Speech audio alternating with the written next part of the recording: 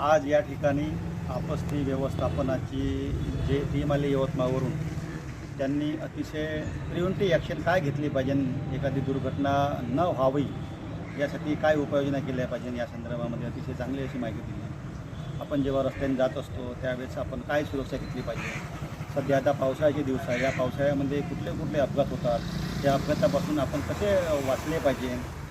बऱ्याचशा शेतीमध्ये किंवा या पावसाळ्याच्या दिवसामध्ये साप निघतात, विंचू निघतात. यापासून आपण कसं संरक्षण घेतलं पाहिजे, त्यावर काय उपाययोजना केल्या पाहिजे या संदर्भात अतिशय सुंदर अशी माहिती आम्हाला या आपत्ती व्यवस्थापन समितीने दिली.